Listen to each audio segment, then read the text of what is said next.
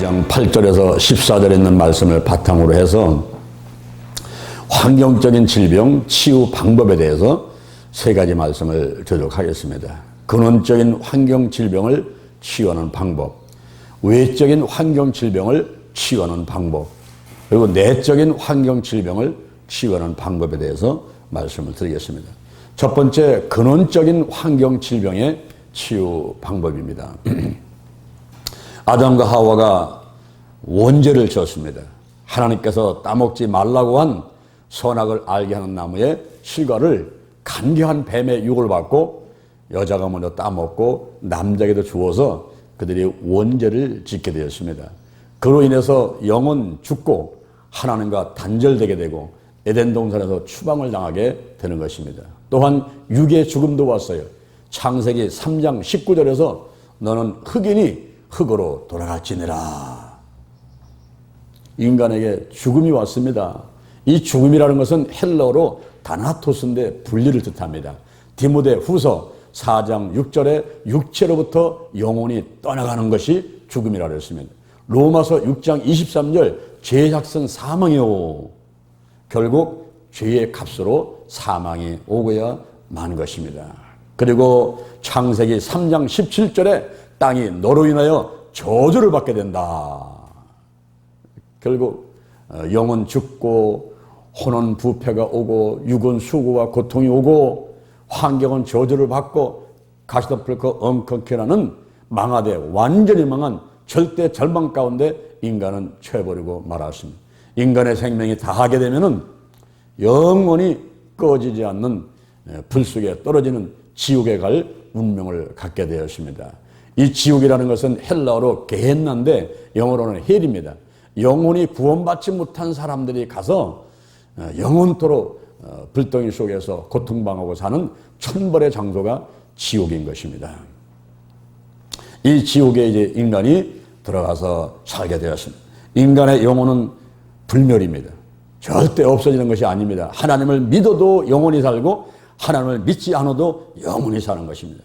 그러나 죽은 다음에 가서 있는 장소가 다른데 하나님을 믿었던 사람들은 천국에 가서 영원토록 기쁘고 즐겁게 하나님과 함께 살 것이지만은 그러나 하나님을 믿지 않았던 사람들은 지옥에 가서 영원히 불구덩 속에서 고통 가운데 살아가게 되는 것입니다. 이와 같은 사실을 제가 말을 하는 것이 아니고 성경에서 생생하게 기록을 해놓고 있습니다. 누가복음 16장 19절 이하에 부자와 나사로 이야기가 나오고 있습니다. 부자는 날마다 잔치를 하면서 호의호식하고 살아가지만은 하나님을 믿지 않았던 사람이었습니다. 그러나 그 대문간에 나사로가 거진데 그냥 쓰레기통 주워 먹고 그리고 또 상에서 떨어지는 부스러기 먹고 살고 몸이 아파가지고 개들이 와서 핥고 비참하게 살고 있었지만은 하나님을 믿는 사람이었습니다. 부자도 죽고 나사로도 죽었습니다. 근데 죽은 다음에 가서 있는 장소가 다릅니다. 그 부자는 지옥에서 너무너무 고통스러워가지고 어느 날 눈을 들어보니까 낙원에 아브라함의 품에 안겨있는 나사로를 보게 됐습니다. 그때 기도합니다. 아브라함이여 그 나사로를 내게 보내서 손끝에 물을 찍어서 내 혀를 서늘하게 해 주옵소서. 얘야 너와 우리 사이에는 큰 불응이 있어서 갈 수도 없고 올 수도 없느니라. 그렇다면 아브라함이시여 저 나사로를 우리 집에 좀 보내서 우리 집에 형제 5이 있는데 그들에게 이 사실을 전해서 고통받는 곳에 오지 않게 해 주옵소서. 저 땅에는 모세와 선지자들이 있으니 그들에게 들으면 되느니라. 죽은 사람이 간다고 해서 그들이 믿지 않는다. 결국 이 부자는 이 땅에서 호의호식하고 살았지만은 지옥에서 영원토록 고통 가운데 살고 아무리 부르짖어 기도하지만은 그 기도도 응답되지 않는 그런 곳에서 살게 되었습니다. 저희 교회 최봉리의 권사님이라는 분이 계셨습니다. 그분은 신앙생활을 65년을 하신 분이었어요. 교회를 얼마나 사랑하는지, 목사님을 얼마나 사랑하는지, 아침 저녁 교회 와서 살다시피 하고 새벽 기도를 한 번도 빠지지 않는 분이었어요. 그분을 제가 모셔오고 모셔다 드리고 하는 일을 했었는데 자동차 안에서 남편 흉을 보고 며느리 흉을 보고 자식들 얘기를 하면 한 번 말씀하시면 30분 1시간 하십니다. 한 얘기 또 하고 한 얘기 또 하고. 그래도 늘 제가 그 얘기를 들어드리고 의뢰해드리고 했던 적이 기억이 나는데 그분이 어느 날 제 방에 찾아오셨습니다. 장로님하고 몇 명 성도들이 있는데 오셔가지고 부스럭부스럭 가방에서 뭘 꺼내더니만 봉투를 하나 내놓으면서 목사님 이게 10만 원입니다. 제가 이제 얼마 있지 않아 죽습니다. 이거 가지고 우리 성도들 떡해서 잡수시기 바랍니다. 아이 권사님 뭔 농담을 그렇게 하셔요. 아니, 권사님 지금 100살 넘게 40분인데 왜 돌아가신다고 그런 말씀 하시냐고. 에이 집어넣으시라고. 그랬더니 아니라고.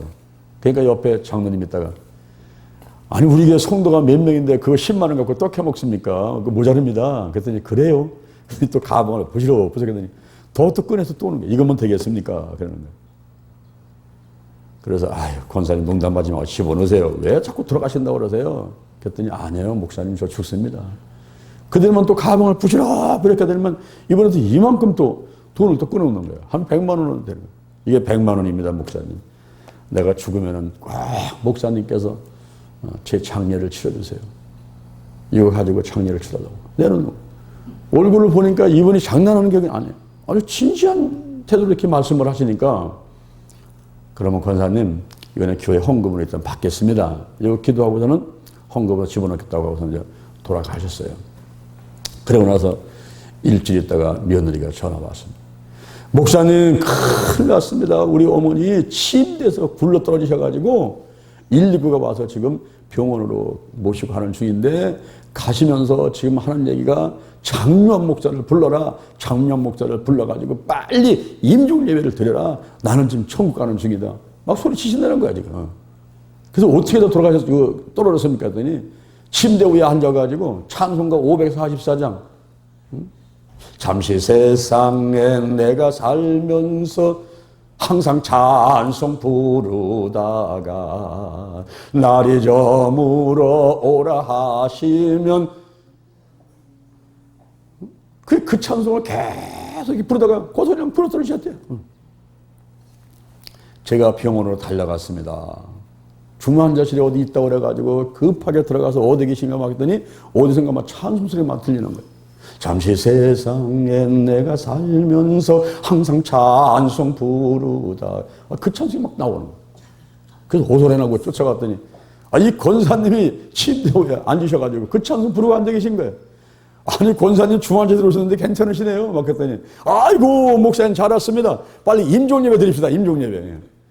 아이 권사님 농담하지 마요. 지금 멀쩡하신데 무슨 임종예배 드리냐고. 아닙니다. 나 목사님 나 좀 저 하늘나라 갑니다. 빨리 임종예배 드리세요. 얼마나 졸라대는지요. 산 사람 앉혀놓고 임종예배를 드렸어요. 거기서.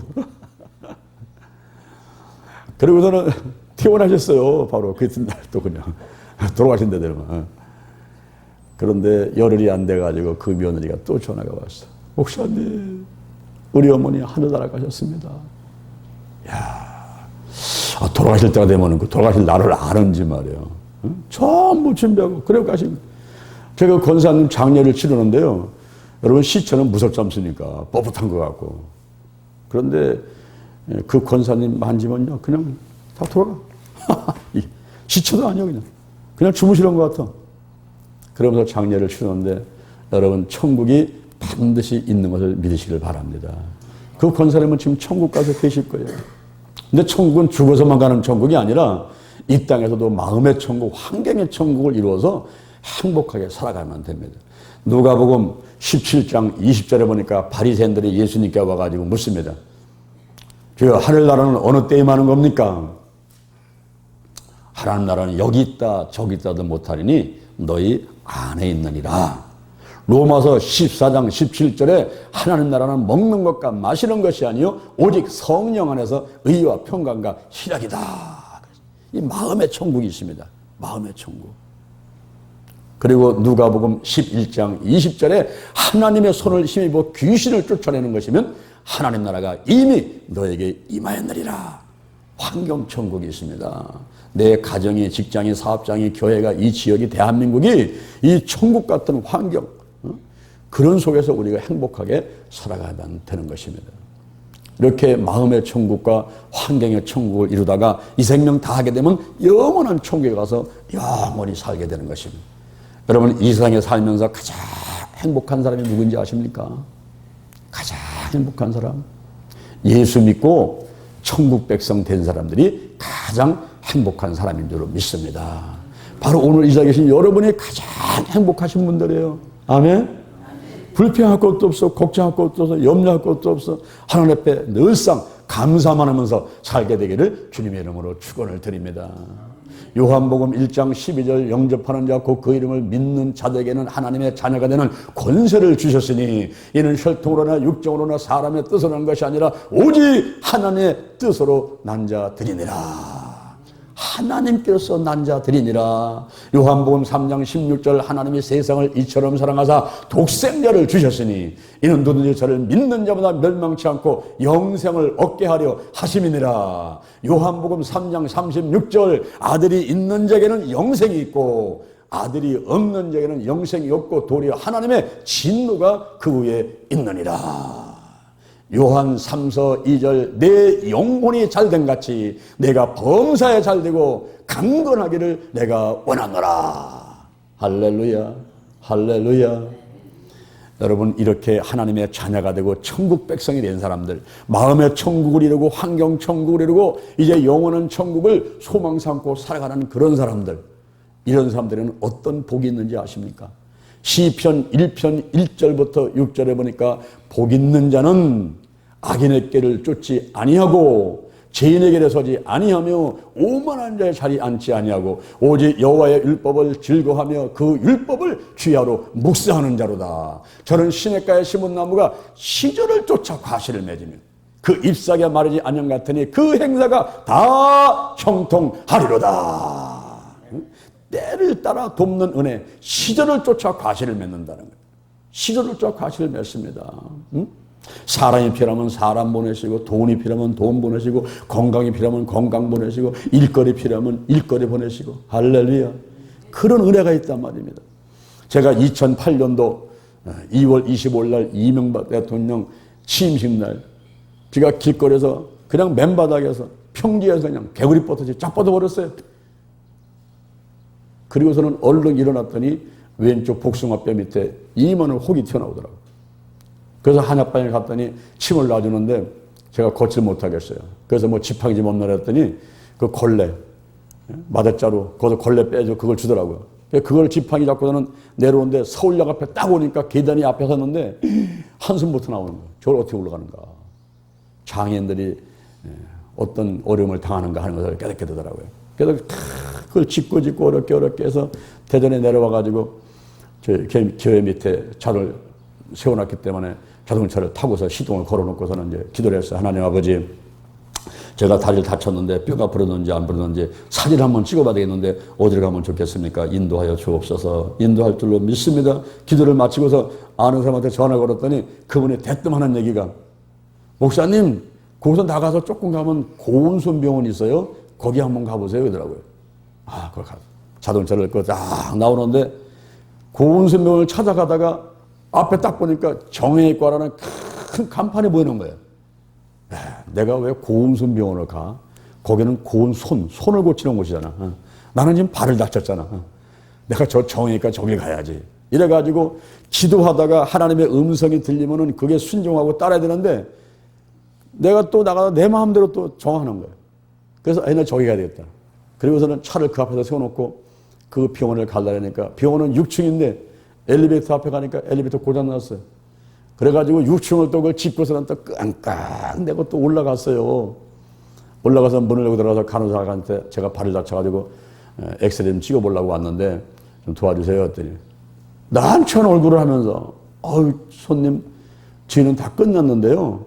여기 나가셔가지고 쭉 골목에 들어가면요. 거기 고운손병원이 있어요. 거기 가보세요. 그냥. 아이고, 오늘 충격이고. 아이고, 하나님 아버지 감사해요. 잘못했습니다. 하나님이 하라는 대로 해야 되는데 내 마음대로 정해가지고 올라왔어요. 보니까 고운손병원으로 가라는 거예요. 다시 또 그걸 짚고서는 내려오는데 내려올 때가 더 힘들어요. 올라갈 때보다. 계단을 6개를 내려와가지고는 자동차 타고 고운손병원에 갔더니 사진을 찍어보니까 이상이 없다고. 그런데 기부스를 하고 6개월을 못발을 잡아요. 생전 못발을 짚고서는 6개월 동안을 그 못발을 짚고 다니고 있는 거예요. 그렇게 하면서도 제가 치유사과를 한다고 동해로다가 저 순천으로 뭐 서울로 대만으로 일본으로 이걸 목발을 짚고 다니는데 비행기 탈려면 좋긴 하더라고요. 나부터 들어가고 나부터 나오게 만들더라고. 그런데 그렇게 살면서 치유를 하고 다니니까 남들은 뭐라고 안 그러는데 내 마음속에서 너나 잘하세요. 너나 잘하세요. 자꾸 그러는 것 같아. 그래서 내가 믿음이 생겨가 더 열심히 기도해 주는데 너나 잘하세요 하니까 제가 믿음이 잘 안 생겨가지고 하나님께 엎드려 기도했습니다. 작정들 하면서 하나님 아버지 제가 지금 못 발렸고 6개월을 다닐 사람입니까? 지금 할 일은 많은데 그리고 못 발렸고 치유사역하니까요 사람들이 꼭 안 믿는 것 같아요. 너나 잘하세요 하는 것 같아요. 아버지 제가 빨리 치료 좀 받았으면 좋겠습니다 하면서 작정하면서 하나님께 엎드려 기도했더니 어느 날 하나님께서 기도하는 가운데 환사 하나 보이시는데 성도 한의원 이러는 간판을 보여주더라고. 아 여기 가라는구나. 그래서 그 간판을 어디서 본 것 같아요. 찾아가서 갔어요. 올라가면서 제가 마음속에 기대를 갖고 올라갑니다. 아 연세 많으신 분이 침 넣는 거 경험도 많으신 분이 이제 한번 침을 넣고서 나를 다 고쳐주겠지 하고서는 그런 기대를 갖고 올라가서 문을 열고 들어가니까 웬 아가씨가 어서 오세요 그러더라고요. 그래서 원장님 계시죠? 제가 침 좀 맞으러 왔습니다. 그랬더니 제가 원장인데요 그러는 거예요. 대학을 갓조를 맡은 아가씨가 한의원을 개업하고서는 원장이라고 앉아있는 거예요. 내가 마음에 믿음이 안 가는 겁니다. 낙심이 돼가지고 나 도로 갈래 그러더니 왜 그래 가시냐고. 사실 내가 목사인데 다리를 다쳐갖고서는 못발을 6개월을 짚으라고 짚고 다니는데 이렇게 해서는 안 되겠길래 기도를 한 가운데 성도 한의원 간판에 보길래 왔는데 이 원장님이 지금 나이가 지긋하시고 경험도 많은 분이었더니 아가씨가 원장인데 믿음이 안 간다고 나 그냥 가겠다고. 그랬더니 그 아가씨가 했다가 목사님 그거 금방 고칠 수 있어요. 목사님 혹시 불침 맞아봤습니까? 하더라고. 예? 불침이 또 뭡니까? 그랬더니 불침이라는 게 있는데 맞아보실랍니까? 그러더라고. 속히 낫는다고 한번 맞아볼게요. 근데 목사님 아픈 데는 참으셔야 됩니다. 뭐 아프면 얼마나 아프겠어요. 참지요. 예. 그래서 들어놓는데 그때가 사순절 기간이라 야 불침이나 난 그렇게 아픈 건 처음 봤어요. 이게 근육을 뚫고 들어가고 인대를 뚫고 들어가지고 뼈까지 다 한 다음에 거기다 불을 붙여요 또. 그래서 인대와 그 세포를 태우는 겁니다. 와 진짜 아프대요. 진짜 아파. 그런데 그 원장 아가씨가 옆에 서가지고 하는 얘기가 목사님은 이렇게 얼굴도 미남이신데 참을성도 많으시다고. 남들은 침 맞다고 도망가려는데 목사님은 어떻게 참으시냐고. 나는 눈물이 뚝뚝 떨어지고 이빨을 안 먹이던데 그렇게 또 칭찬하니까 또 나올 수도 없고 그냥. 그걸 참고서 맞는데요. 사순절 기간에 3대 맞고 고난주간에 1대를 맞는 거예요. 고난주간에. 4대를 맞는데 정말 이 가슴이 아리고요. 나 그 아픈 거 이를 말로 표현할 수가 없어. 그때 제가 예수님께서 십자가 못 박고 돌아가실 때에 양손과 양발에 대못이 박히면서 돌아가실 때 그 채찍을 당하시고 창에 찔릴 때 얼마나 아프셨을까. 얼마나 아프셨을까. 내가 그 바늘 하나 조그만 거 들어가지고 불 붙이고 이렇게 아픈데 그때 철저히 회개하고 주님의 고난에 동참하는 그런 시간들이 됐습니다. 그런데 어느 날 제가 꿈을 꾸는데요. 8층 높이 옥상에서 조영기 목사님하고 환자를 놓고 막 기도를 하고 있는 거예요. 꿈속에서도 막. 그러다가 조영기 목사님한테 저 먼저 가겠습니다 하고서 인사를 드리고서 내가 8층 높이에서 그냥 뛰어내리는 거예요. 이게 엘리베이터 타고 오는 것도 아니고 계단을 타고 내리는 것도 아니고 그냥 뛰어내려 버리는 거예요. 이러다가 내가 죽는 거 아니야? 머리만 떨어질 텐데 이런 생각이 있는데 뭔가 이렇게 날라가지고 꼭 누가 나를 붙들고 내리는 것 같이 쫙 내리는 거예요. 내리면서 탁 떨어졌어. 떨어지면서 내가 못발 짚었는데 나 왼쪽 발 아픈데 이런 꿈에서 생각하는 거예요. 근데 딱 떨어졌는데 안 아픈 거예요.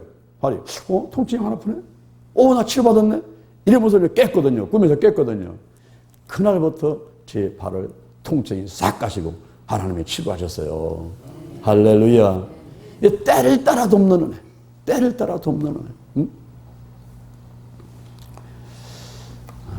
저희 교회 재정이 항상 이제 바닥이죠. 예, 교회와 아카데미를 하니까 항상 어렵습니다. 근데 어느 해 그때 그 달에 이제 한 200만 원 정도가 부족할 것 같아요. 이건 뭐 아무리 봐도 더 이상 어떻게 올 때도 없고 200만 원이 부족할 것 같아요. 그래서 제가 기도를 하면서 하나님 아버지 지금까지 함께 해주는데 이번 달에 한 200만 원 정도 부족할 것 같아요. 채워질 줄로 믿습니다. 믿습니다. 믿습니다. 이러고 이제 기도를 하고 다녔어요. 근데 어느 날 우리 교회에서 신앙생활 하다가 인천으로 이사간 장로님이 전화가 왔어요. 목사님 어디 계십니까? 예, 나 지금 저 올림픽 공원 앞에서 세미나 하고 있는데요. 아, 지금 목사님 만나러 제가 대전 갈라 그랬더니 거기 계십니까? 아니, 저를 왜 만나러 대전 옵니까? 아, 제가 목사님께서 드릴 말씀이 있어서 대전으로 찾아가려고 하는데 서울 계시면 서울에서 만나면 되겠네요. 아, 그러면 되겠네요. 장로님, 그러면요, 제가 여기 동서울 터미널에 5시 버스를 타고 대전 내려가야 됩니다. 저녁에 집회에 있어서 저 만나봐야 10분밖에 못 만나요. 인천에서 전주 타고 오시려면 오세요. 아, 예, 제가 가겠습니다. 나는 세미나 끝나고 올림픽 공원 쪽에서 택시 타고 동서울 터미널로 가고, 그 장로님은 전철 타고서는 동서울 터미널 오는 거예요. 와가지고서는 그냥 커피 한 잔 한 10분 정도 마시고, 이런 얘기 저런 얘기다 그냥 해줬어요. 아, 이 양반이 뭔 얘기를 하려고 이게 급하게 달려왔는가. 그런데 해질 날 때에 봉투 하나를 주는 거예요. 목사님 내려가면서 보세요. 아, 이 사람이 말로 하기가 좀 어려운 사정이 있어가지고 편지를 썼나 보다. 제가 그렇게 생각했어요. 예, 내려가면서 보겠습니다. 이걸 집어넣고서 버스 안에 타고서는 잠시 기도한 다음에 이거를 펴서 이렇게 봤어요. 그랬더니 왜 수표가 2장이 들어있는 거야, 그 안에. 그게 여러분 얼마겠습니까? 200만 원이요? 여러분 저 믿음 좋으시죠? 아, 100만 원짜리 수표 2장이 들어있는 거예요. 그래서 아니 이게 웬일인가 해서 전화를 받고 그러더니 아니 장로님 여기 왜 수표가 2장 들었습니까? 했더니 오늘 아침에 새벽 기도를 하는데 하나님께서 갑자기 말씀하기를 지금 장로 목사한테 200만 원 갖다 줘라. 그래서 그 직장에 휴가 내고 대전 올라고 그랬대요. 근데 마침 목사님이 서울 계시다니까 직장 나갔다가 저녁에 잠깐 얘기하고 다시 나왔다는 겁니다. 제가 그때 얼마나 막 눈물이 쏟아지면서 막 감사하는지. 이렇게 교회하고 개척교회하고 아카데미 한다고 뛰어다니는 것을 하나님이 보시고 계시는구나. 할렐루야. 저는 200만 원보다 더 감사한 게 하나님이 지금 보시고 계시는구나. 보시고 계시는구나. 그러니 더 이상 근심하고 걱정하고 염려하지 말아야지. 내가 다 열심히 하나님을 위해서 뛰어야지. 여러분, 이 세상에서 누가 가장 행복합니까? 바로 하나님의 자녀된 사람, 천국 백성 된 사람, 마음의 천국을 이루고 그리고 환경의 천국을 이루고 죽으면 이제 영원한 천국을 갈 사람들인데 이 땅에 있을 때에 시절을 쫓아 과실을 맺어 때를 따라 돕는 은혜가 오는 거예요. 할렐루야. 응? 그래서 필요한 것이 채워지는 그런 사람들이 행복한 사람인 줄로 믿습니다. 아멘.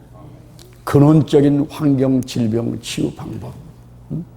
우리가 예수 믿고 하나님의 자녀가 되고 기도하는 가운데 때를 따라 돕는 은혜를 받는 그런 사람들이 여러분이 다 되신 줄로 믿습니다.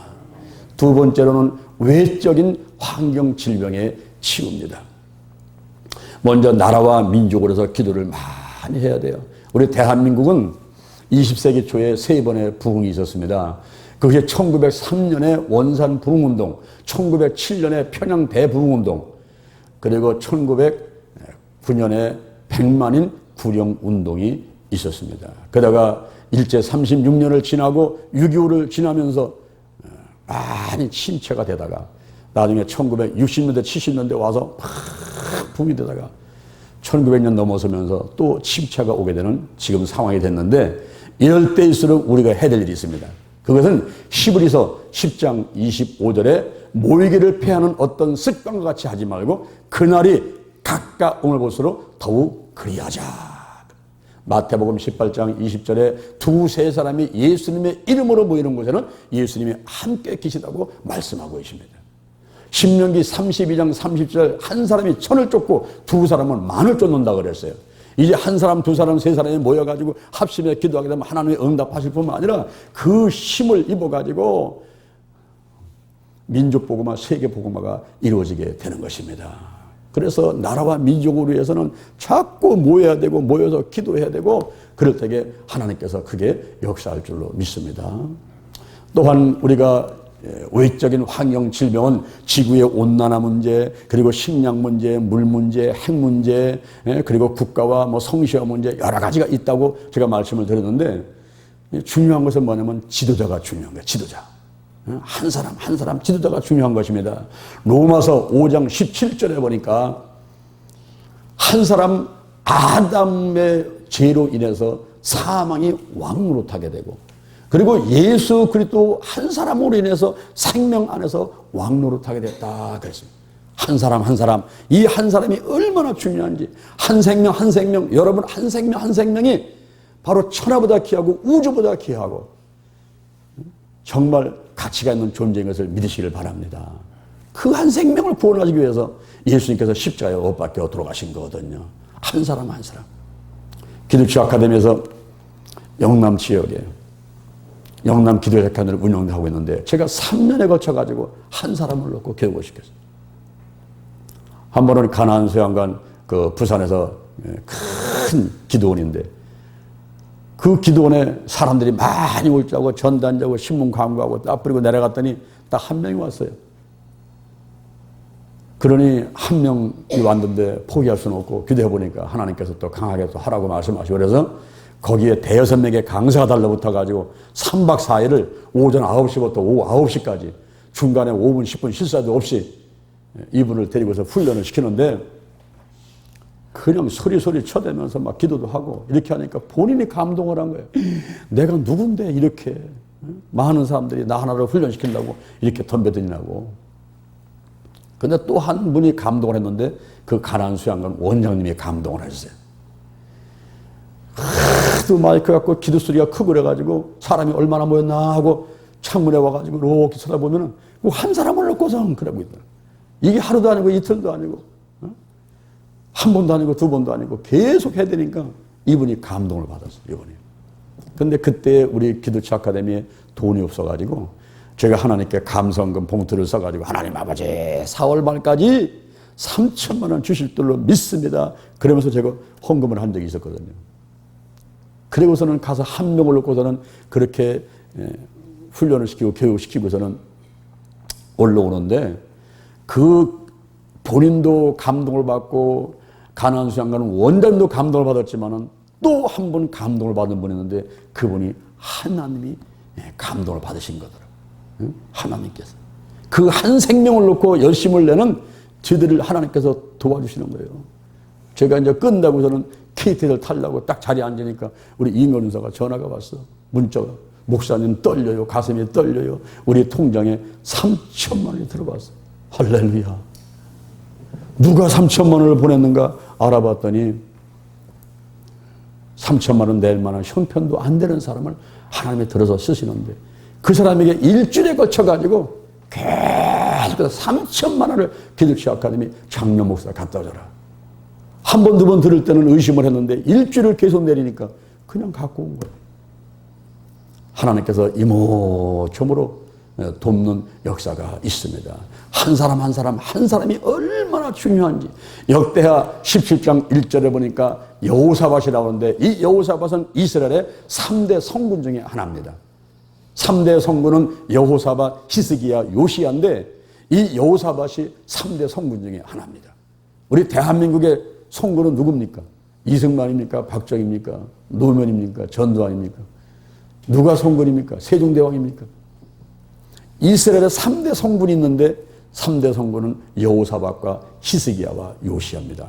근데 여호사밧이 어떻게 성군이라고 이렇게 불립니까? 그는 왕의 자리에 앉자 온 나라의 아사라상을 우리로 말하면 우상 숭배하는 모든 그런 형상 우상되는 것들을 전부 다 없애버려. 아사라상을 다 없애버리고 종도를 시켜서 전국을 다니면서 여호와의 율법 하나님의 말씀을 가르치게 만들었습니다. 그리고 모압과 암몬 자손이 연합해서 쳐들어오니까 그때 군사가 116만이나 있지만은 군사를 의지하지 않고 하나님전에 가서 기도하고 백성들한테 금식을 선포해버리는 거예요. 그때 하나님께서 도우셔가지고 크게 승리를 하게 되고 역대하 20장 30절에 보니까 여호사밧의 나라를 태평하게 만드셨는데 하나님께서 사방에서 평강을 주셨음이니라 그랬어요. 주변 사람들이 겁나가지고 쳐들어오지를 못하는 거예요. 하나님이 함께하는 나라니까. 근데 지도자가 중요해요. 지도자 한 사람을 꼭 기도를 하는데 디모데 전서 2장 1절 이하에 보니까 모든 사람을 위해서 간구하고 기도하고 도구하고 감사를 하되 임금들과 높은 지위에 있는 사람들을 위해서 기도하라. 모든 단정한 중에 모든 경건함 중에 고요하고 평안하게 우리가 생활을 하게 하기 위함이다 그랬어요. 결국은 우리가 편안하게 생활하기 위해서 대통령을 위해서, 지도자를 위해서, 국회를 위해서, 지도자를 위해서 기도할 때 이 외적인 환경 질병들을 치유할 수 있다는 것입니다. 더 나아가서 할 수 있다, 하면 된다, 해보자. 이게 신념이에요. 신념. 나로부터 나오는 신념인데 신념 플러스 믿음, 하나님께로부터 주어지는 믿음, 신념과 플러스 믿음, 이럴 때 있을 때 외적 환경 질병에서 치유받을 수가 있습니다. 할렐루야. 세 번째, 내적인 환경 질병을 치유받아야만 됩니다. 먼저 우리가 가문이라는 부정적인 영향력으로부터 벗어나줘야 돼요.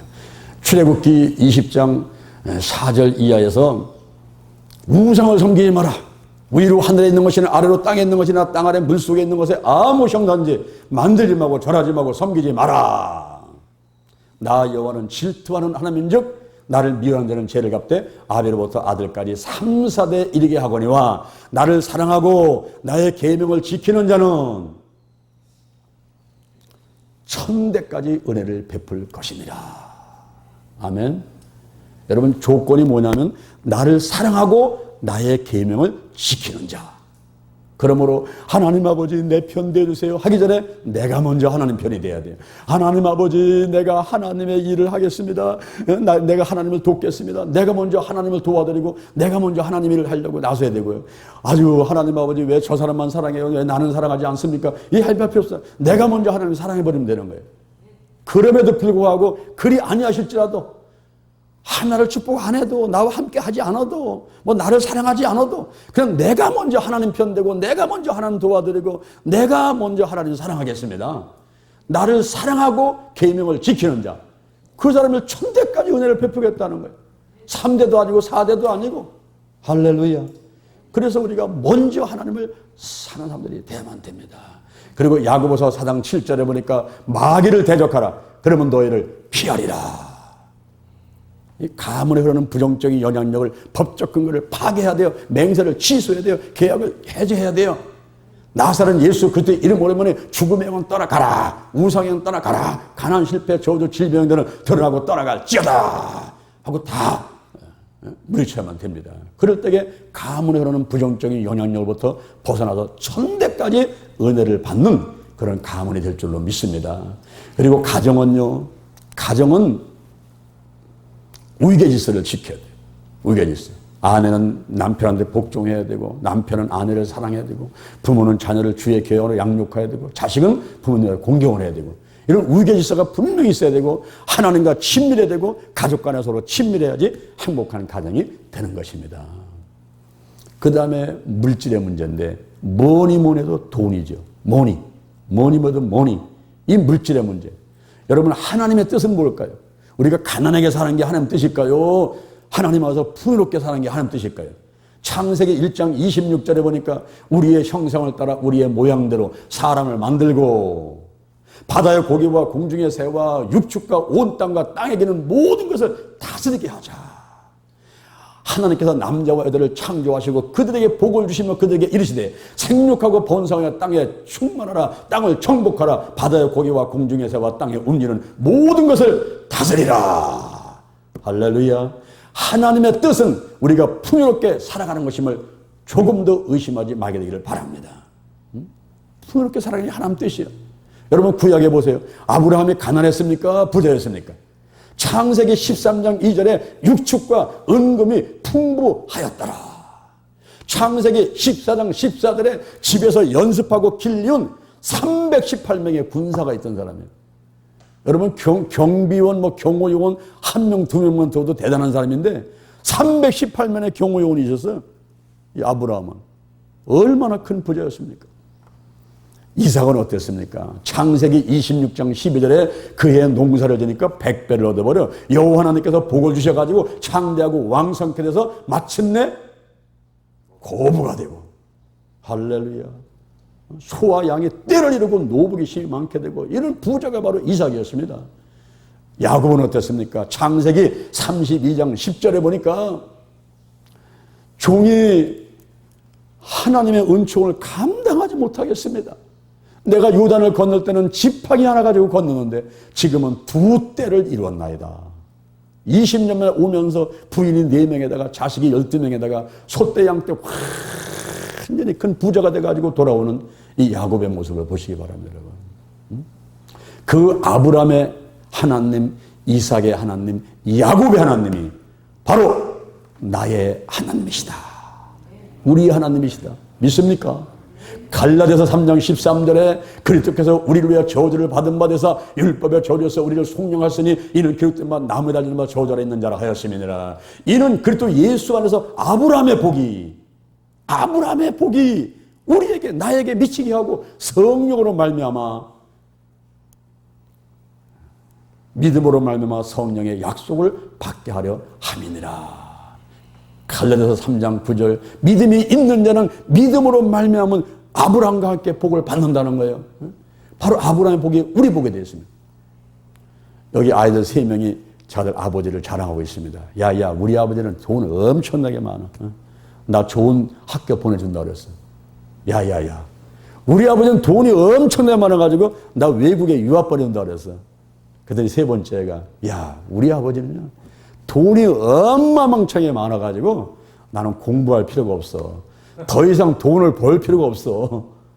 이렇게 자기 아버지를 자랑하는 3명의 아이들이 있었어요.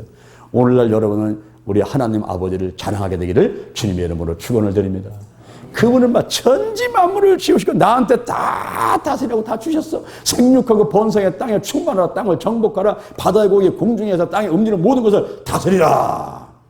여러분 지배권을 가지고 마음껏 누려가는 여러분 되기를 주님의 이름으로 축원을 드립니다. 아멘. 우리가 이 물질의 좀 복을 받으면서 살아가야 돼요. 시편 23편 1절에 여호와는 나의 목자시니 내가 부족함이 없습니다. 아멘. 빌립보서 4장 19절에 나의 하나님이 그리스도 예수 안에서 영광 가운데 그 풍성한 대로 너희 모든 쓸 것을 채우시리라. 할렐루야. 히브리서 4장 16절에 우리가 긍휼하심을 받고 때를 따라 돕는 은혜를 받기 위하여 담대히 은혜의 보좌 앞에 나갈지니라. 할렐루야. 강원도 저 오지에서 갈 곳 없는 노인들하고 결손가정 아이들하고 장인들을 모아서 공동체 생활을 하는 목사 부부가 있습니다. 강원도 횡성군의 세계로 교회인데요. 이들이 초대교회 같이 공동체를 이뤄가지고 고통받는 이웃한테 신앙으로 치유해주는 이런 비전을 갖고 기도하다가 어떤 장로님이 땅 4,000평을 싸게 주는 바람에 땅 4,000평을 사가지고 그곳에 갔습니다. 천막을 쳐놓고 땅을 개간하고 농사 지어서 자급자족 해가면서 먹고 살 때에 여기저기서 소문 듣고 애들이 오고 노인들이 오고 그래가지고 많은 사람이 같이 모여 생활하게 됐어요. 그러는 가운데 제철에 나오는 나물, 제철에 나오는 나무 열매, 제철에 나오는 약초 이런 것도 뜯어먹고 농사를 먹고 행복하게 살아가다가 이들이 힘을 합해가지고 60평 정도 되는 성전과 숙소를 지어서 하나님께 봉헌을 해드렸습니다. 그때 우리 하나님이 너무너무 기뻐하셔가지고 그런 가운데 하나님 아버지 우리가 100평짜리 성전 하나 더 지어서 하나님께 드리겠습니다. 그랬더니 하나님 너무너무 기뻐하십니다. 어느 날 꿈을 꾸는데 하나님께서 말씀하십니다. 저 앞산에 험한 곳에 거기 올라가 봐라. 거기 산삼 16뿌리가 있을 거다. 그래가지고는 꿈을 꾸는데 그 꿈을 진짜가 아닌가 일어나가지고 올라가 보는 거예요. 그 험한 산에 올라가서 보는데 한쪽에서 14뿌리, 한쪽에서 2뿌리, 16뿌리를 팼어요. 그거를 한국신문협회 갖다 줬더니 이분들이 깜짝 놀라는 거예요. 어떻게 초보자가 20년, 25년 된 이 산삼을 한 자리에서 16뿌리나 캘 수가 있었냐. 놀라버리는 거예요. 그때 하나님의 은혜라고 얘기를 하면서 난 팔고 싶지 않다. 꼭 필요한 사람한테 주겠다. 이러면서 필요한 사람을 구하고 있었는데 여러분 보세요. 내가 하나님 일을 하면 하나님께서 우리의 일을 해 주시는 것입니다. 믿습니까? 아무 염려하지 마. 아무 걱정하지 마. 우리 하나님께서 여러분과 함께 하시는데 학개서 2장 9절에 하나님께서 오늘부터 내게 복을 주리라. 아멘. 오늘이 중요한 거예요. 오늘 내 인생의 가장 젊은 날이고 오늘 내가 하나님 일을 하면 하나님께서 내 일을 해 주시는 것입니다. 아멘. 그런데 이 물질적인 복을 받을 때 복을 받는 비결이 있어요. 갈라디아서 6장 7절에 보니까 사람이 무엇을 심든지 그대로 거두리라. 신명기 8장 18절에 네 하나님 여호와를 기억하라. 그가 내게 재물 얻을 덕을 주셨음이니라. 우리가 복을 받기 위해서는 심어야 돼요. 11조 생활을 하게 되면 말라기 3장 10절에 수입이 늘어난다, 지출이 막아준다. 고린도후서 9장 6절에 이것이 적게 심들은 적게 거두고 많이 심들은 많이 거둔다. 인색함으로는 억지로 하지 마라. 하나님께서는 즐겨내는 자를 사랑하시느니라. 감성금이 있고 고린도후서 9장 10절에 심는 자에게 5가지 복을 주시는데 씨와 먹을 양식을 주신다. 심을 것까지 주신다. 의의 열매를 더하게 한다. 연보를 많이 하게 한다. 하나님께 감사하게 한다. 이런 작정헌금도 있고요. 마태복음 21장 3절에 감동헌금이 있어. 감동헌금. 기도하다가 성령이 감동될 때에 아멘 하고 순종하게 되면 거기에 따라 하나님이 크게 또 축복을 주는 게 있습니다. 여러분이 록펠러라는 사람을 혹시 들어봤습니까? 록펠러. 이 사람은 50대 때 억만장자가 된 사람이야. 그런데 병원에서 이 사람을 판결 내렸는데 당신이 알로페시아 병으로 인해 가지고 55살을 살지 못합니다. 사형 선고를 내리자 이 사람이 침대에서 바닥으로 내려앉아서 무릎 꿇고 기도합니다. 하나님 아버지, 내가 지금 억만장자가 돼 있는데 이 돈이 무슨 소용이 있습니까? 내 생명 하나 1시간 1년을 연장시키지 못하는 이 돈이 나하고 무슨 상관이 있습니까? 이러면서 울고 불고 자기가 지금까지 살아왔던 삶을 반성하고 회개하면서 결심을 내려버렸어요. 내가 돈 버는데 세계 최고였듯이 앞으로는 돈을 쓰는데 세계 최고가 되어보겠습니다. 자선사업에 세계 최고가 되어보겠습니다. 돈을 전부 모아가지고 록펠러 재단을 만들고 그때부터 그 돈을 쓰기 시작하는데 대학을 24개를 짓게 됩니다. 시카고 대학 같은 데는 노벨상 타는 사람 수상자만 70명 이상 나오는 대학으로 발전하는데 대학을 24개를 짓게 되고 교회를 4,928개를 짓게 되는 거예요. 놀라운 것은 그렇게 대학을 짓고 교회를 지어도 록펠러의 이름 하나 거기에 기록이 안 됐다는 것. 오른손이 하는 것을 왼손이 모르게 했습니다. 그래가면서 하나님을 섬겼을 때에 하나님께서 록펠러를 축복하셔가지고 55살에 중년되는 사람이 98살까지 살게 되고, 할렐루야. 록펠러가 세계 최고의 부자 자리를 42년간을 유지할 수 있도록 축복하시고 11조를 내는데 11조를 계산하는 사람들이 월급 받으면서 계산하는 유급 직원이 40명이었대요. 40명. 저는 그 얘기 들으면서 하나님 아버지, 저는 저 혼자도 계산할 수 있거든요. 저는 하루만 좀 세계 최고가 되어봤으면 좋겠어요. 이런 생각도 한번 해본 적이 있었어요. 지금도 록펠러 가문에 모든 사람들이 부와 영광을 누리고 있고, 그런데 여기에서 우리가 한 가지 기억할 게 있습니다. 록펠러 어머니의 10가지 교훈이 있어요. 록펠러 어머니가 록펠러한테 10가지 교훈을 주시면서 이런 사람이 돼야 된다. 이런 사람이. 그게 뭐냐면 첫 번째, 하나님을 친아버지 이상으로 섬겨라. 목사님을 하나님 다음으로 섬겨라. 주일 성수는 본교에서 해라. 11조 생활을 반드시 해라. 아무도 원수를 만들지 마라.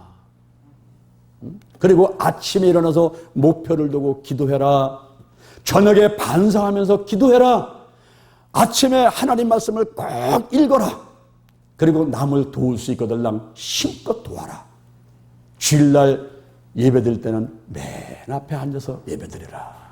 이것이 록펠러 어머니가 록펠러한테 10가지 주문을 주면서 가정교육을 시켰던 교훈들인 것입니다. 거기에 따라 록펠러가 훌륭한 사람이 됐습니다. 자, 말씀하시겠습니다. 오늘 환경적인 질병 치유 방법에 대해서 근원적인 것, 그리고 외적인 것, 또 내적인 환경 질병에 대해서 치유 방법을 말씀드렸습니다. 여러분들이 이렇게 환경 쪽다가 마음의 천국, 환경의 천국 이루다가 행복하게 사시면서 이제 오래오래 100살 넘게 사시다가 천국에 가게 되면 영원히 살 수 있는, 하나님과 더불어 살 수 있는 곳이 있으니 늘 소망 삼고 살아가야 되는 여러분 되기를 주님의 이름으로 축원을 드립니다. 하나님 아버지 감사합니다. 오늘 주신 말씀 감사합니다.